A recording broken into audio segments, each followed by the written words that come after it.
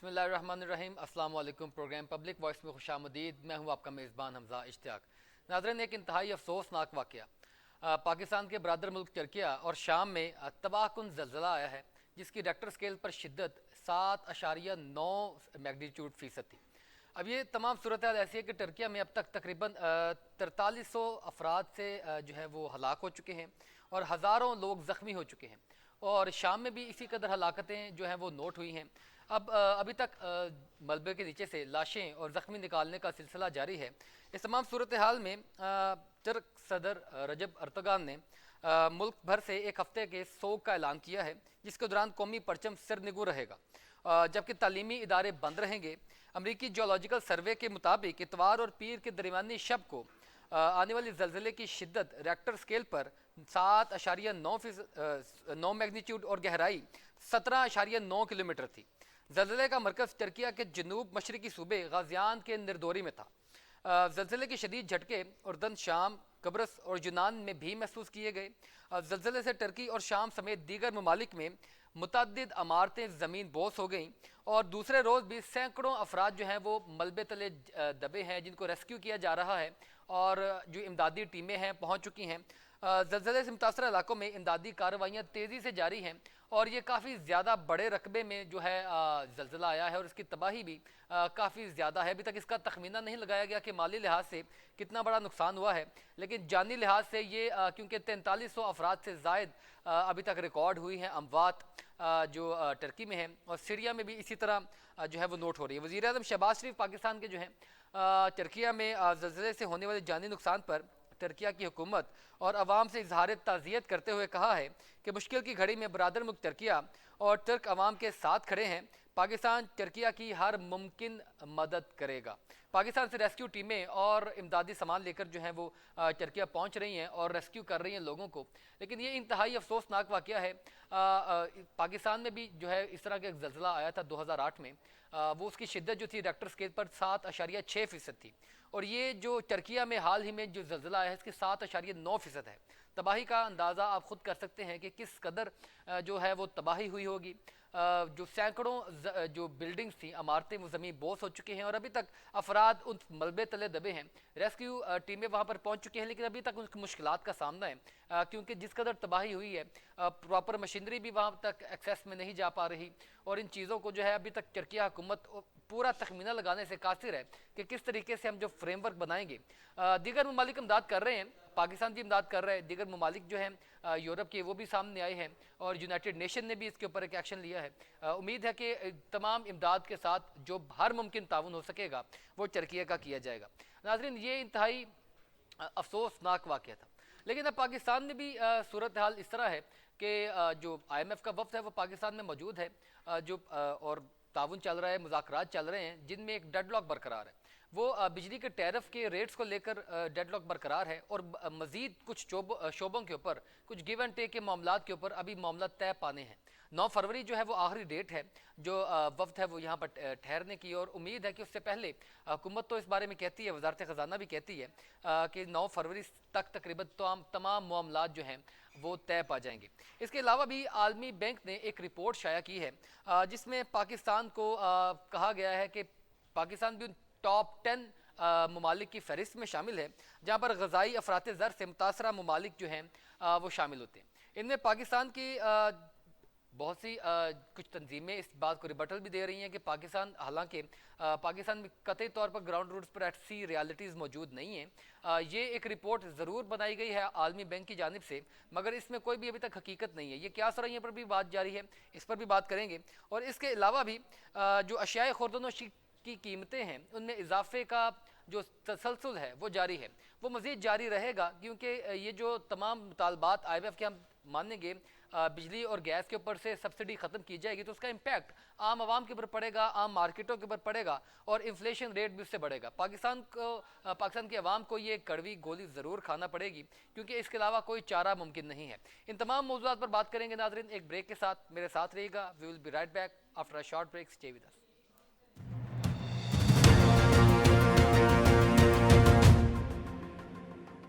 Welcome back after the break. नाजरीन, पाकिस्तान में IMF वफ्द मौजूद है और उससे वजारत ख़जाना मुज़ाकरात में मसरूफ़ है। अब IMF और पाकिस्तान की हुकूमत के दरमियान ये जो डायलॉग्स चल रहे हैं, इनमें एक डेडलॉक जो है वो बरकरार हो गया है। वो डेडलॉक किस चीज़ को लेके है? वो बिजली के टैरिफ को लेकर है। जो IMF है उसका मुतालबा है कि बिजली के टैरिफ 50% कर दिए जाएँ, जबकि पाकिस्तान की हुकूमत उसको 20 से 33% तक रखने पर मजिद है। और इस मामले को लेकर जो है अभी तक डेडलॉक की जो सूरत हाल है वो बरकरार है। लेकिन इस तमाम चीज़ों में यकीनी तौर पर हुकूमत ने उनके मुतालबात तस्लीम करने हैं, क्योंकि हम इस वक्त ऐसी पोजीशन में हैं जहां हमें बेल आउट पैकेज की इंतहाई ज़रूरत है और ये तसलसल हमारा टूटा था उसको हमने बेहतर करना है। वज़ीर आज़म ने बिजली के टैरिफ इजाफा के लिए हुकूमती टीम को इजाज़त दे दी है। IMF चाहता है कि बिजली के टैरिफ में 50% इजाफा किया जाए, और जबकि हुकूमत 20 से 33% बढ़ाने पर आमादा है। वज़ीर आज़म हाउस में जारी मुज़ाकरात में IMF पहले से किए गए वादों की पासदारी पर भी बज़िद है। ये भी एक बहुत बड़ा एलिगेशन है कि पाकिस्तान ने इससे पहले जो वादे किए थे, इससे पहले जो कर्जे लेता रहा है, जो फ्रेमवर्क हमें दिया गया था उसके ऊपर उस तरह पासदारी नहीं हुई जिस तरह ये कर्जे लेते वक्त बात की गई थी या जो वादे किए गए थे। बुनियादी टैरिफ में औसतन 7.74 रुपये फ़ी यूनिट इजाफा हो सकता है, जबकि ऊपर के स्लैब के इजाफा से कहीं ज़्यादा होगा। वज़ीर आज़म अब चाहते हैं कि पावर डिवीज़न IMF को मतलूबा इजाफे से कम करने पर राज़ी करें। ज़राए ने बताया है कि वज़ीर आज़म की मंजूरी के बाद गर्दिशी कर्जों में कमी का नज़रसानी शुदा मनसूबा अब आज IMF के साथ शेयर किया जाएगा, जिसमें सहमाही और सालाना टैरिफ एडजस्टमेंट के बायस कीमतों में इजाफे की तफसीलात होंगी। वज़ीर आज़म जो हैं उनके वज़ीर बिजली और तवानाई खुर्रम दस्तगीर साहब ने इस बारे में कोई अभी तक स्टेटमेंट नहीं दी और इस बारे में कोई तबसरा नहीं किया। वज़ीर आज़म ने असूली तौर पर बलाई स्लैब के सार्फिन के लिए कीमतों में ज़्यादा से ज़्यादा इजाफे पर इत्तफाक कर लिया है। अब ये इत्तफाक हो चुका है, इसका इम्पैक्ट क्या पड़ेगा और ये क्या जो इतलाक होगा वो फौरी तौर पर कर दिया जाएगा? इस तमाम मौजू पर बात करने के लिए इमरान एजाज माहिर मौशियात हमें प्रोग्राम में ज्वाइन कर चुके हैं। सर, आपका बहुत शुक्रिया प्रोग्राम में वक्त देने के लिए। सर, आपने तमाम गुफ्तगू सुनी, यकीनी तौर पर रिपोर्ट आपने भी मुलाहजा फरमाई होगी। अब आप क्या देखते हैं कि हमने मुतालबे को भी तस्लीम करना है, 50% अगर टैरिफ बढ़ा दिया जाता है तो यूनिट प्राइस भी बढ़ जाएगी। क्या मुतवक्का है यूनिट प्राइस है और इसका इम्पैक्ट क्या होगा? जी हमजा भाई, थैंक यू वेरी मच कि आपने मुझे अपने शो में इनवाइट किया। देखिए सर, प्रॉब्लम बिल्कुल वही है, आपने बिल्कुल ठीक फरमाया कि IMF के जो मुज़ाकरात हैं ये हर सूरत में जो भी उनका हुक एंड कुक जो भी वो अपनी शराइत हम पे लागू करते हैं वो हमें मौजूदा हालात में उनको एक्सेप्ट ही करना पड़ेगा।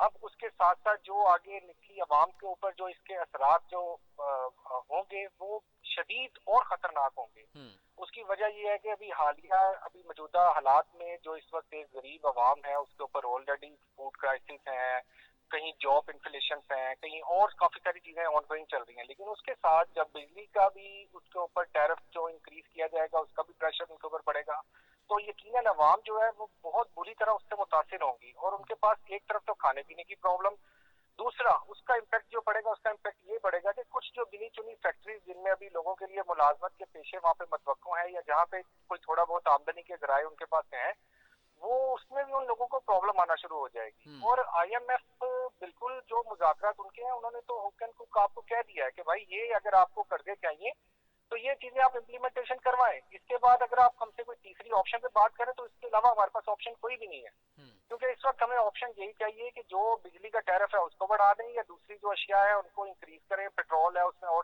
काफी सारी चीजें हैं जिनको वो कह रहे हैं।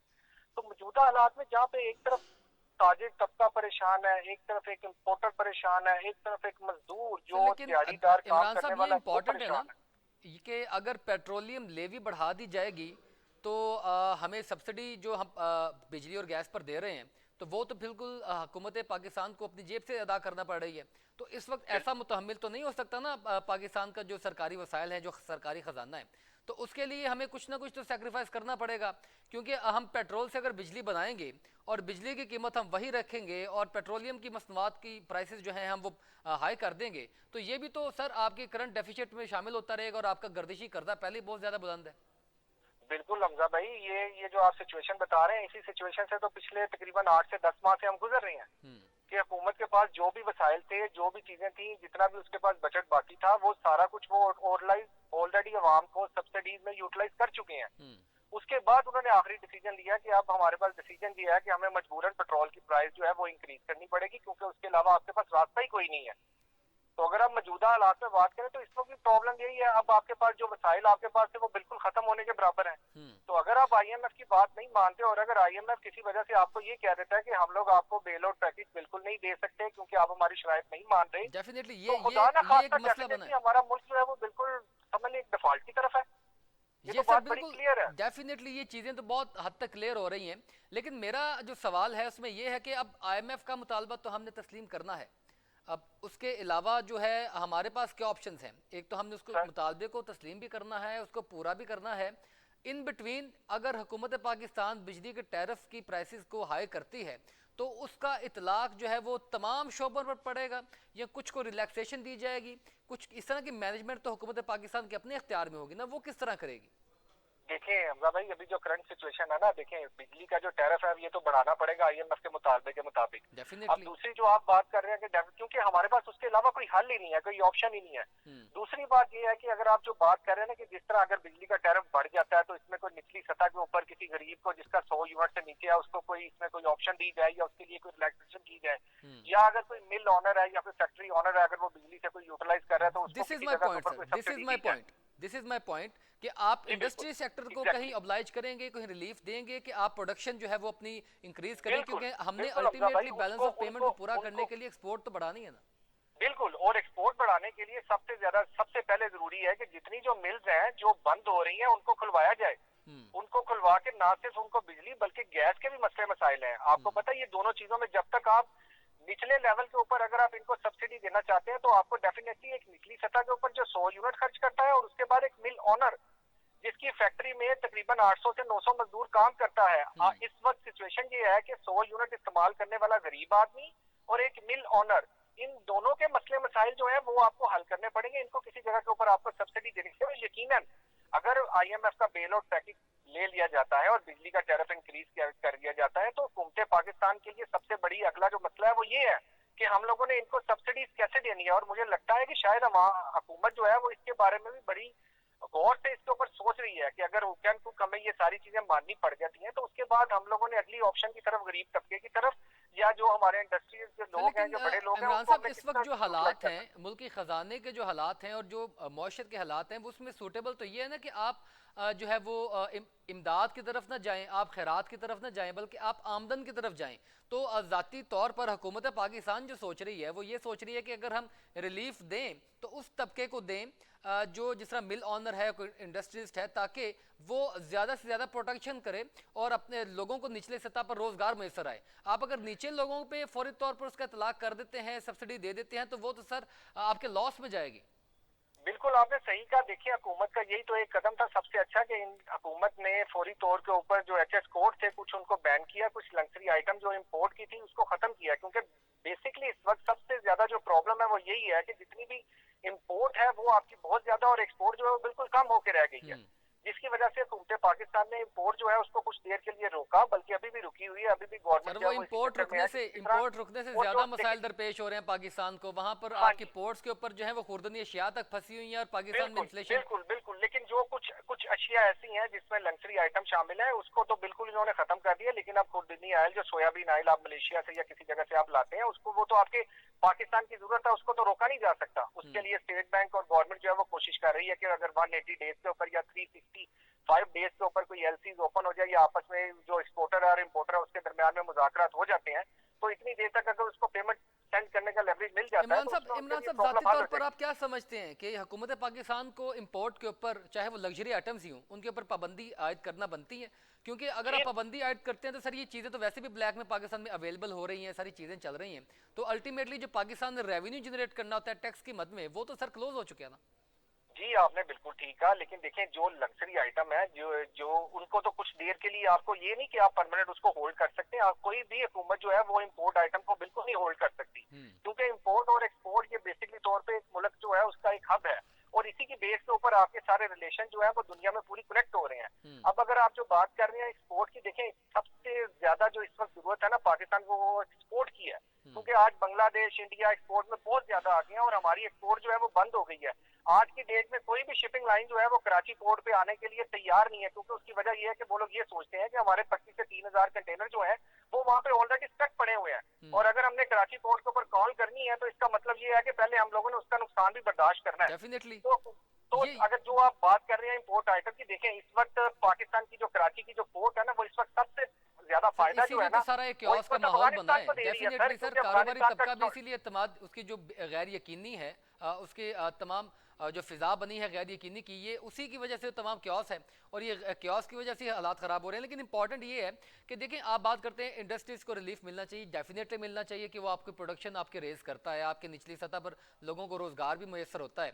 लेकिन इंपॉर्टेंट ये है कि हमें उस तरफ जाना, क्योंकि पाकिस्तान जो अभी तक एक्सपोर्ट करता आया है वो अशिया पाकिस्तान की जो जिस तरह बिजली और गैस की बहुत ज़्यादा खपत से तैयार होने वाली है।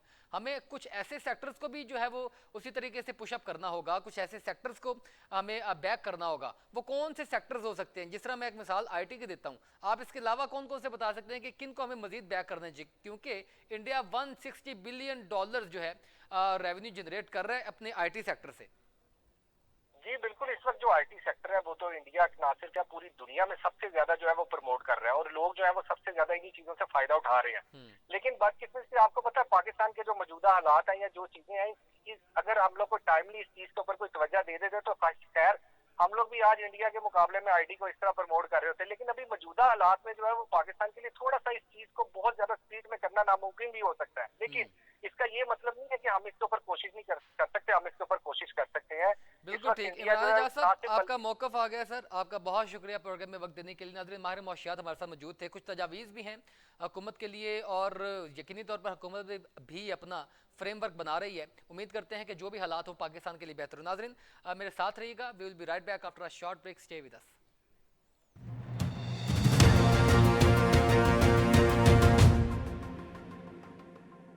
Welcome back after the break. नाज़रीन, आलमी बैंक ने एक रिपोर्ट जारी की है जिसमें ग़िज़ाई अफराते ज़र कम होने वाली जो फहरिस्त है ममालिक की, उनमें पाकिस्तान को भी शामिल कर लिया।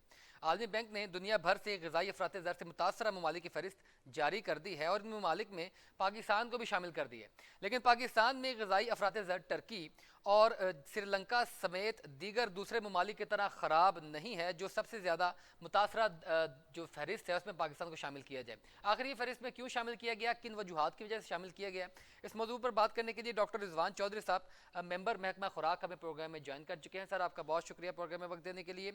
डॉक्टर साहब, क्या कहते हैं सर, आपने आलमी बैंक की ये रिपोर्ट देखी होगी, वर्ल्ड बैंक भी इस बारे में जो है वो रिपोर्ट जारी कर रहा है पाकिस्तान की। आप इस रिपोर्ट से इत्तफाक करते हैं? एक तो ये सवाल है, और दूसरा अगर इत्तफाक करते हैं तो क्या वजूहात है, पाकिस्तान भी उस फहरिस्त में शामिल क्यों है? जो इशू है इसके ऊपर मुझे इनवाइट किया। अच्छा, तो ये रिपोर्ट किसी हद तक आप इसको कह सकते हैं ये दुरुस्त है। तो मैं अगर ये अदाद शुमार का थोड़ा सा इसका बैकग्राउंड आपके साथ है वो शेयर करूं, ऑडियंस के साथ शेयर करूं, तो ये जो इसको हम आम जुबान में ग़िज़ाई महंगाई भी आप इसको कह सकते हैं। ग़िज़ाई किल्लत 2021 के अंदर ये 8.3% थी हमारी कंट्री के अंदर। ठीक है जी, जो बढ़ते बढ़ते मार्च 2022 में ये 15% पे चली गई, फिर सितंबर 2022 में ये 30% पे चली गई, और अभी फिर ये जनवरी के अंदर जो लेटेस्ट रिपोर्ट आई है इसमें ये 35% तक वो जा चुकी है। अच्छा, अगर हम अपने कंट्री का, अपने जो नेबरिंग कंट्रीज हैं उनके साथ अगर मवाजना करें तो ये बांग्लादेश के अंदर सिर्फ ये 8% के ऊपर है, नेपाल में ये 7.5% के ऊपर है, और श्रीलंका में ये 65% जो कि बहुत ज्यादा है। अच्छा, इसमें जो आपने बात की कि इसके अंदर जो मसाइल हैं या जो वजूहात हैं, उसके अंदर सबसे ज्यादा जो आप समझने की एक वजह ये जो क्लाइमेट चेंज है, मौसमियाती जो तगय्युरात हैं, इसमें हमने देखा फ्लड को कहेंगे, सैलाब से मुतासर हुई जमीन बहुत ज्यादा, हम अनाज नहीं उगा सके, ये वजह हो सकती है। जी जी बिल्कुल, उसमें अनाज, अब हमारा जो अनाज है उसकी ग्रोइंग के अंदर देखेंगे ये जो फ्लडिंग का इशू बना के जो मानसून में जो रेन हुई है वो अब कुछ एरियाज के अंदर हमारे कंट्री में वो बहुत ज्यादा है, और कुछ एरियाज जहाँ पे हमें इस वाटर की जरूरत थी वहाँ पे वो कम हुई। ठीक है जी, उसकी वजह से। फिर दूसरा ये जो करेंसी की डिवैल्यूएशन है उसकी वजह से कि हम अपना बहुत सारा सीड है उसको इंपोर्ट करते हैं, वो प्राइसेस है राइज करने की वजह से लोग हैं वो अच्छा बीज है वो नहीं लगा सके, जिसकी वजह से हमारी पैदावार है वो उस हिसाब से वो ज्यादा नहीं हो सकी। तो ये फूड इनसिक्योरिटी की को भी हम इसके साथ अगर थोड़ा सा कोरिलेट कर दें तो ये हमारा जो नेशनल न्यूट्रिशन सर्वे था 2018 का, उसमें ऑलरेडी हमारे कंट्री के अंदर जो 36% हमारी पॉपुलेशन है वो फूड इनसिक्योर है, जिनको खुराक की फराहमी ही नहीं है। यानी ठीक है, तो ये इसमें ग़िज़ाई हाँ किल्लत का मामला भी डॉक्टर साहब बन रहा है, क्योंकि अगर आवाम को उस तरह खुराक मैसर नहीं होगी तो ग़िज़ाई किल्लत की तरफ जाएगा। चाहे लोगों के पास वो ग़िज़ा मौजूद है पाकिस्तान में, लेकिन वो ख़रीदने के लिए पैसे नहीं है। हाँ जी बिल्कुल, आप बिल्कुल ठीक कह रहे हैं। अब ये हमें पेंडेमिक का इशू आया, उसके बाद ये जो हमारे जो रिजर्व हैं, करेंसी रिजर्व हैं, उसकी वजह से जो इशू आया, ओवरऑल महंगाई की वजह से 50% हमारी पॉपुलेशन ऐसी है जो लो क्वालिटी फूड के ऊपर मूव कर रही है। वो देखती नहीं है कि अब ये सेफ है या अच्छा फूड है, वो बस ये कि हम जो हमारी खुराक है उसको कम से कम पूरा किया जाए। और 40% हमारी पॉपुलेशन ऐसी है जो सीवियर फूड इनसिक्योरिटी का शिकार है। तो सर इसमें बड़ा इंपॉर्टेंट है डॉक्टर साहब, बड़ा एक इम्पॉर्टेंट मेरा क्वेश्चन है वो ये है कि अब देखिए ना, आप प्राइसेस की वजह से गुड क्वालिटी फूड नहीं खरीद पा रहे, लेकिन गुड क्वालिटी फूड कहीं ना कहीं तो अवेलेबल है। अगर वो किसी को नहीं मैसर आ पा रहा तो वो कहाँ जा रहा है? हाँ जी बिल्कुल, हम ये बड़ा आपने इम्पोर्टेंट इशू इसके अंदर है वो आपने रेज किया है। उसमें ये देखें कि अब जो सबसे ज्यादा हम कहते हैं जी प्रोडक्शन ओवरऑल वर्ल्ड के अंदर देखें ना तो इतनी प्रोडक्शन है कि हमारे जो वर्ल्ड के अंदर 2.37 बिलियन लोग हैं वो हंगरी हैं। हम उनको फीड कर सकते हैं। फूड जा कहाँ पर है? फूड वेस्टेज की तरफ जा रहा है, फूड लॉस की तरफ जा रहा है। मार्केट के अंदर हम मार्केट विजिट कर लें जो जिससे हम फ्रूट खरीदते हैं, फूड के प्राइसेस हाई है, वो बड़ा बड़ा वहां पे खराब हो जाएगा। यानी अल्टीमेटली हमने हमने वो ग़िज़ा की फराहमी को भी कमी नहीं आ रही, ग़िज़ा की फराहमी को भी उन पैसों से मशरूत कर दिया है कि अब आपके पास पैसे नहीं है तो वो फूड बिल्कुल बेकार हो जाएगा। हाँ जी बिल्कुल ऐसे ही है, ऐसे ही है। तो इसमें जो ओवरऑल एक बैलेंस है, गवर्नमेंट जो बॉडीज हैं वो एक बैलेंस है उसके अंदर वो लेके आए कि हमारा जो फूड वेस्ट है, फूड लॉस है, उसको हम प्रिवेंट करें। हमारा किसान है उसको इंफ्रास्ट्रक्चर इस तरह का मिले कि जो पूरी फूड सप्लाई चेन है कि जहाँ से हम खुराक ग्रो कर रहे हैं फार्म से लेकर फोक तक, वो इस तरह का स्ट्रक्चर हो कि हम उसको जो वेस्ट है हमारा फूड ना कर रहे हैं, हमारे किसान को प्रॉपर उसकी प्राइसेस है वो मिल रही हो, मिडिल मैन उसके अंदर वो इनकम जनरेट करता है। किसान स्ट्रेंथ नहीं होगा तो 50% तक जो ओवरऑल इनकम हमारी फूड के ऊपर ही लग जाती है, और ना फिर बच्चे की तालीम के ऊपर लगेगी और ना ही मेडिकल कॉस्ट के ऊपर वो जाते हैं, फिर उसकी वजह से और सर हुकूमत किस तरह बैलेंस करेगी? हुकूमत बैलेंस किस तरह करेगी इस तमाम चीजों को? हाँ जी, गवर्नमेंट अब उसके अंदर जो हमारा किसान है उसको सब्सिडीज है वो दी जाए, उसको जो अच्छा बीज है उसको सब्सिडाइज रेट के ऊपर उसको मिले। उसको अब खाद हम फर्टिलाइजर की सप्लाई का कहते हैं, वो मार्केट के अंदर अवेलेबल ही नहीं है। जब तक वो फर्टिलाइजर उसको सॉइल को नहीं मिलेगा तो अच्छी पैदावार कैसे ली जा सकती है? तो सब्सिडाइज रेट के ऊपर फर्टिलाइजर है। लेकिन डॉक्टर साहब अल्टीमेटली बात तो ये है ना कि अगर यकीनी तौर पर जब डिमांड बढ़ेगी तो प्राइसेस भी हाई होंगी, अगर सप्लाई बढ़ेगी तो प्राइसेस भी कम होंगी।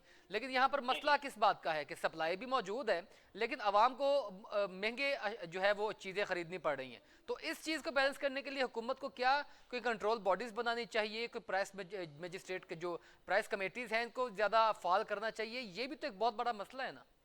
हाँ जी बिल्कुल ऐसे ही है। जो प्राइस कंट्रोल कमेटीज हैं वो उसका जो प्रॉपर चेक एंड बैलेंस है उसको मेंटेन रखें। जो प्राइसेस गवर्नमेंट है सेट क्योंकि ये क्वेश्चन तो तब बनता है जब सप्लाई मौजूद ना हो। डिफरेंट प्राइसेस हैं वो उसकी मिल रही होती है। एक जगह के ऊपर है वही फूड है हमें वो लो कॉस्ट के ऊपर मिल रहा है, दूसरी जगह के ऊपर है वो हाई कॉस्ट के ऊपर वो मिल रहा होता है। बिल्कुल आपकी बात ठीक है। इसकी जो गवर्नमेंट बॉडीज हैं वो इसका चेक एंड बैलेंस है उसको मेक श्योर करें। तो अल्टीमेटली सर ये मैनेजमेंट का बहरान है ना, मैनेजमेंट का फुकदान है। मैनेजमेंट का आप किसी हद तक कह सकते हैं कि मैनेजमेंट का उसके अंदर अब स्पेशली ये जो फूड प्राइसेस के अंदर प्रॉब्लम रहता है, जब इंपोर्ट और एक्सपोर्ट के अंदर बैलेंस नहीं ना रहता तो तब ये इश्यूज है वो बनते हैं। हमारी जो फूड इंडस्ट्री है जो हमारा बहुत सारा जो रॉ मटेरियल है, अब गंदम हम साल में एक दफा ग्रो कर रहे हैं। इस तरह फ्रूट्स की या वेजिटेबल्स की बात करें, टोमेटो वगैरह साल में एक दो दफा ग्रो होते हैं, लेकिन सारा साल उसकी जो प्रोडक्ट्स हैं अवेलेबल रहती है। फूड इंडस्ट्री के प्रोडक्ट्स हैं वो बनाती है तो उसमें बहुत सारा रॉ मटेरियल इंपोर्ट करना पड़ता है। सर अल्टीमेटली इंपोर्ट के ऊपर बैन लगाती है तो अल्टीमेटली वो जो लिमिटेड स्टॉक है उसकी वजह से वो प्राइसेस डॉक्टर साहब एक बिल्कुल आखिरी सवाल। अब मसला तो ये है कि सप्लाई हमारे पास मौजूद है, या तो सप्लाई नहीं है तो जिसकी वजह से हम रेट भी बढ़ाएं। अब सप्लाई मौजूद है और सप्लाई मौजूद होने के बावजूद लोगों को सस्ते दामों अशिया जो है वो मैसर नहीं आ पा रही, तो ये तो मैनेजमेंट का फुकदान, ये बात क्लियर हो गई। लेकिन एक जो चेन है वो ये है कि अगर लोगों को जो लो क्वालिटी फूड है उस तरफ जाना पड़ रहा है और जो हाई क्वालिटी फूड है वो वहीं पे पड़ा हुआ है, तो अल्टीमेटली सर ये तो मैनेजमेंट का फुकदान है ना कहीं तो टिल्ट जाता है, कहीं ना कहीं तो एक ऐसे डिपार्टमेंट की जरूरत होगी जो चेक एंड बैलेंस करेगा। अच्छा, इसमें ना दोनों दोनों फैक्टर ही हैं। अगर हम उसकी गंदम की बात करें तो अब गंदम हमारी जितनी पाकिस्तान की हमारी जरूरत है ना उतनी भी हम ग्रो भी नहीं कर रहे, ठीक है, उतनी अवेलेबल भी नहीं है, इसकी वजह से हमें इंपोर्ट भी करनी पड़ रही है। इसी तरह हम अगर लाइफ स्टॉक की बात करें, जो मिल्क की प्राइसेस डे बाय डे वो इंक्रीज हो रही है, कि अब ये जो डिफरेंट इश्यूज आए, पेंडेमिक का इशू आया, उसके बाद ये फ्लडिंग का इशू आया, तो जो हमारा छोटा किसान था जिसने 2-3 एनिमल है वो रखे हुए थे, उसने वो बेच के अपनी जो जरूरियात और बेसिक नेसेसिटीज है उसके ऊपर वो चला गया। तो इसकी वजह से रजाई किल्लत भी है, ठीक है, हम ये नहीं कह सकते कि इनफ फूड है वो अवेलेबल है, रजाई किल्लत भी मौजूद है, लेकिन मिस मैनेजमेंट भी उसके अंदर है। दोनों चीजें हम उसको वो साइड बाई साइड लेके चलते हैं। ठीक, डॉक्टर साहब आपका बहुत शुक्रिया प्रोग्राम में वक्त देने के लिए। नाजरीन आपने तमाम गुफ्तगू सुनी। मसला ये है कि पाकिस्तान में यकीनी तौर पर ग़िज़ाई किल्लत भी है, अफरात ज़र की शरह में भी कमी है, ये बात बजा है, लेकिन अल्टीमेटली मसला मैनेजमेंट का भी है कि बहुत ज़्यादा फूड कुछ ऐसी अजनास पैदा कर रहे हैं जो पाकिस्तान की कुव्वत से भी ज़्यादा है, पाकिस्तान की जो है वो इस्तेमाल से भी ज़्यादा है, और कुछ ऐसी हैं जो बिल्कुल इंपोर्ट कर रहे हैं। तो उसको बैलेंस करने में जो मैनेजमेंट है उसका फुकदान नजर आता है। नाज़रीन ब्रेक पर चलते हैं, हमारे साथ रहिएगा। We will be right back after a short break, stay with अस।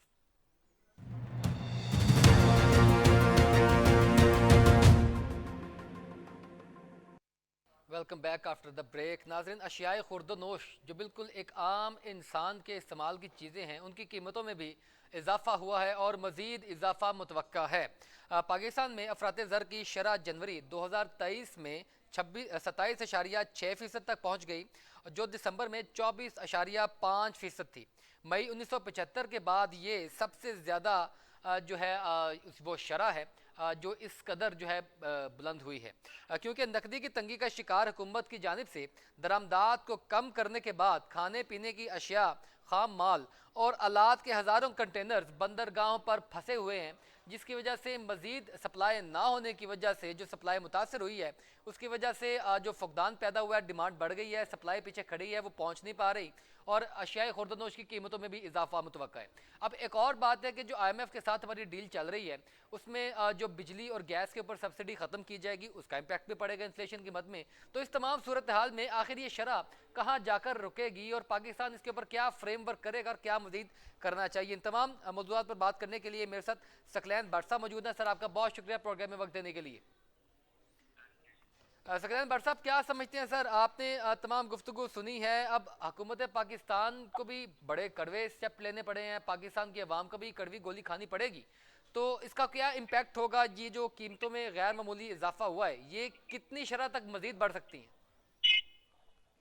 इसकी तो देखेंगे, बिस्मिल्लाहिर्रहमानिर्रहीम, मैं आपको ये बताना सबसे पहले ये कहता हूँ कि हमारे पास डॉलर ही नहीं है, हम इंपोर्ट वाला माल कैसे छुड़वाएंगे पोर्टों से, हमारे पास डॉलर नहीं है, जिसकी वजह से इम्पैक्ट पड़ रहा है, बहुत ज्यादा इम्पैक्ट पड़ रहा है इसमें कि जो बाहर से माल आ रहा है ना हमें, वो अगर $20 में आया ना तो उसका रेट तो डॉलर का बढ़ गया, वो हो गया $280 अगर 220 में हमने बुक करवाया ना 280 उसका रेट हो गया, उसके ऊपर डैमरी पड़ रही है पोर्टों के ऊपर हमारे माल की, जिसकी वजह से महंगाई बढ़ रही है। ऊपर से ये पेट्रोल का रेट, बिजली का रेट, ये हर चीज देखनी पड़ती है। अगर ये चीजें नहीं बढ़ेगी तो महंगाई नहीं होगी, जाहिर बात है। अगर एक मैन्युफैक्चरर 62 रुपए यूनिट बिजली लेगा तो जाहिर बात है उसका नुकसान, उसने वही जो ऊपर मतलब जितनी प्रोडक्शन के ऊपर कॉस्ट आती है वो डाल के उसने कंज्यूमर को देना है। अच्छा ठीक है भट्ट साहब, ये बात तो आपकी बजा है, अल्टीमेटली उसका यही तासुर पड़ना है, लेकिन इंपॉर्टेंट ये है कि अगर लेटर ऑफ क्रेडिट यानी LCs ओपन कर दी जाती हैं, आपको जारी कर दी जाती हैं, और ये जो पोर्ट्स के ऊपर हमारा माल खड़ा है जो हमने इंपोर्ट किया है उसको वो पाकिस्तान में उसकी सप्लाई फाल हो जाती है, तो चीज़ों की कीमतों में कुछ कमी वाक़या होगी या ये जो माफिया है? नहीं नहीं नहीं नहीं नहीं नहीं नहीं, ये बिल्कुल गलत है। चीज़ों की कीमतों में कमी तब वाक़या होगी यहाँ के इधर जो देखे ना, जो कह रही कराची से लाहौर पड़ता है वो अगर बढ़ के 2 लाख रुपए हो जाता है, 1,20,000 पे, तो 80,000 रुपए का जो मार्जिन है वो चीजों में पड़ना है, इधर काम कुछ नहीं होना, बढ़ेगा सब कुछ। लेकिन सबसे बड़ी बात है हमारे पास पैसा नहीं है ना भाई, डॉलर नहीं है। डॉलर देंगे तो माल छुड़वाएंगे ना। हमारे पास अगर तो अगर अगर पाम डॉलर, ऑयल है, जी जी, पाम ऑयल हम ले नहीं सकते, हमारे पास डॉलर ही नहीं है, वो वापस चलेंगे, जिसकी वजह से पाम ऑयल कंट्रोल नहीं हो रहा। तो अगर ये तो ये हुकूमत मेरा पाकिस्तान का मुआहदा तय पा जाता है, 9 फरवरी उसकी जो है डेट है, वजारत ख़जाना भी इस बात की तस्दीक कर रही है IMF के साथ, और डॉलर्स जो हैं वो यकीनी तौर पर उसका जो है मार्केट्स में आएंगे, तो मार्केट्स में अगर डॉलर्स आते हैं और आप वो अशिया ख़रीदते हैं तो और आपकी सप्लाई भी जो है वो फॉल हो जाती है। 1 अरब डॉलर पीछे भी हमने उनसे लिया है, आपको पता है कि नहीं? 1 अरब 35 अरब डॉलर गारबन हमने उनसे लिया है। तो क्या आप सर वो तो गया ना, अब वो देखिए दे रहे हैं, साहब वो 1 अरब गया। डॉलर हमें अब दे रहे अगली हैं। बात है, अगली बात उसके करते हैं ऊपर कि मजीद शराइत जो आते हैं, मजीद जो आते हैं, क्योंकि मैं जिस तरफ जाना चाह रहा हूँ वो ये है कि ये एक अल्टीमेटली इसका इम्पैक्ट तो है कि जो महंगाई हुई है, जो डॉलर की प्राइसेस भी अप हुई हैं, जो बिजली और गैस की प्राइसेस भी अप हुई हैं, लेकिन ये कुछ माफिया भी है। अब वो जो है वो अपनी प्राइसेस अपने हिसाब से कंट्रोल कर रहा है। इतनी क्योस है नहीं मार्केट्स में जितनी जानबूझ के फैला के इतना। माफिया नहीं है, मैं बताता हूँ, इसमें माफिया मुफिया का इशू ही नहीं है। देखें, बात ये होती है, अगर मेरे पास पड़े हुए हैं 100 तोड़ा पड़ा हुआ है अजनास का, मुझे पता है पीछे भी नहीं है ना आगे है, तो वो माफिया नहीं होता, वो रेट बाहर ज्यादा होता है। जैसे इकोनॉमिक्स का असूल है, बाहर ज्यादा रेट बढ़ना है, बाहर कम है रेट कम होगा। डेफिनेटली ये कोई माफिया नहीं है सर इधर। माफिया सिर्फ इन्होंने जो नलायक होते हैं ना, क्या कहते हैं इंतजामिया, वो कहते हैं माफिया। भाई माफिया आपसे ज्यादा को देखो, रियासत से ज्यादा कोई बड़ा नहीं है। वो कहते हैं कि जखीरा अंदोजी की जाती है अजनास के अंदर, बहुत सी अशिया के अंदर, और फिर रेट्स जो है मार्केट में अपने हिसाब से मूव किए जाते हैं, ये माफिया की जानिब से या जो बड़े स्टेक होल्डर्स होते हैं उनकी जानिब से। ये इनके पास तो तमाम एजेंसी हैं रियासत के पास से, तो ये तो एक जरूरी है कि माफिया, और माफिया कौन होता है? रियासत से बढ़ के कोई माफिया नहीं। ताकतवर रियासत है हमारी, क्या इंसान की क्या हैसियत है गवर्नमेंट? सर रियासत तो देखिए ना, रियासत तो आपको एक फ्रेमवर्क बता देती है, वो खुद बहुत उलझी हुई है, वो कोशिश करती है कि आम आवाम को जो है वो सस्ती दामों अशिया मुयसर आए, और पूरी कोशिश करती है, क्रैकडाउन भी करती है। लेकिन आप जो है क्योंकि बात यह है कि जो ताजरान हैं और इनमें जो स्टेक होल्डर्स हैं, मार्केट के रेट्स तो ये मूव करते हैं, या तो आप सरकारी रेटों के ऊपर जो है वो चीज़ें अशिया करें ना, मुहैया करें। नहीं, हमारी कोई हैसियत नहीं है भाई। हम तो एक जो मार्केट में जो वो छोटे से दुकानदार है, परचून फरोश है, हमारा तो तल्लुक उनके साथ है। ये जो ऊपर बैठे देखे सर, परचून से आम आवाम का ताल्लुक है ना। वो कहता है भाई आम आवाम, देखिए सकलैन भट्ट साहब, आम आवाम का जो बराह रास्त ताल्लुक है वो तो परचून के साथ ही है ना, तो वही जो है वो सबसे ज्यादा डिस्टर्बेंस पाकिस्तानी आवाम को वहां फेस करना पड़ रही है। सर आप बिल्कुल ठीक कह रहे हैं, आपकी बात वैलिड है, पर मकसद एक है कि एक बंदा मिल और माल नहीं देता तो वो रियासत का बनता है ना। सर वो रियासत चलेगी, उससे माल लेगी। जैसे मियां शहबाज शरीफ साहब ने अपने सरकारी रेट्स जो उन्होंने मिले को ताले तोड़ के चीनी सर जो हुकूमत सरकारी रेट लिस्ट जो है वो मुहैया करती है दुकानदारों को, परचून दुकानदारों को, सरकारी रेट्स के ऊपर सरकारी नरखों के बाकायदा एक फहरिस्त जारी होती है, उनके ऊपर क्यों नहीं चीजें मैसर आती हैं आम आवाम को? और सर आती है, सब कुछ आता है, कानून हमारा नहीं है इधर कोई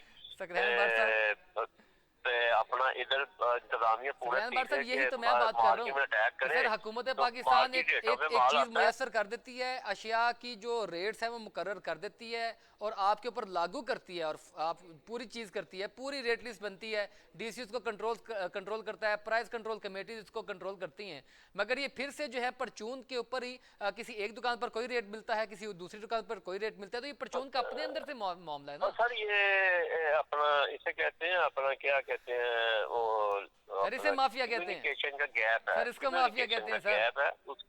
कम्युनिकेशन का गैप है, ये पाकिस्तान में है, इंडिया में है और बांग्लादेश में है। ये मसले इधर हैं क्योंकि एक होलसेल है, एक रिटेलर है, गली मोहल्लों में छोटे छोटे दुकानदार बैठे हुए हैं, तो वो उन्हें कंट्रोल करना बहुत मुश्किल है, बहुत ही मुश्किल है। जो 22 करोड़ की आबादी है, ये ऊपर हिस्से में जब कंट्रोल होगा फिर नीचे काम सर देखें ना, अभी आप नीचे जनरल से सेक्रेटरी आपने हैं पकड़ा। करियाना मर्चेंट एसोसिएशन के, आपकी भी तो जिम्मेदारी है ना, हुकूमत पाकिस्तान आपको भी तो ऑन सर, हम करती है ना, करते आप हैं, जो है वो सर, हम लागू करने की करते हैं, कोशिश सर। करें, अपना हम फर्ज सारा अदा करते करें। हैं।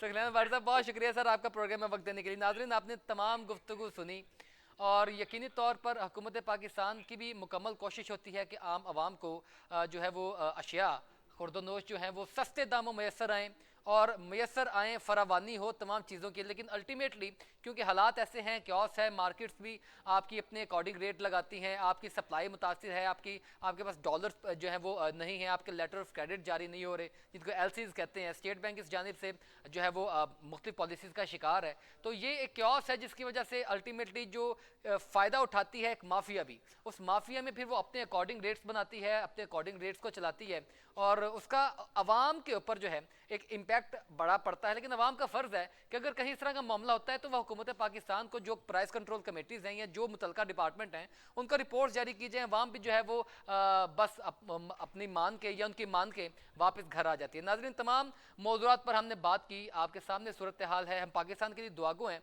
कि हालात बेहतर हों। उम्मीद करते हैं कि यकीनी तौर पर 9 फरवरी के बाद जो पॉलिसीज़ आएंगी पाकिस्तान बेहतरी की तरफ जाएगा। नाज़रीन आज के प्रोग्राम से इतना ही, इजाज़त दीजिए, अल्लाह हाफ़िज़।